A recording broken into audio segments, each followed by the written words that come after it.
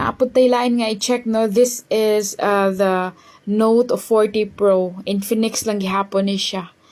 And then, kuan ni siya, na-belong ni siya sa Note series. So, mo ni siya, no? Oh. Na may Note 30, nasa Note 40. So, mo ni siya, no? Ang iyang storage is 256. Dayon, mo na siya yung RAM, 8 gigabytes plus 8 gigabytes. Then, same siya check battery, no? It's 5,000 milliampere hour. And then, naka-AMOLED display na ni siya. And then, naka 3D curve display na pod ang iyang screen. So, atong gi-check gamay ang camera, no? So, mo na siya, no?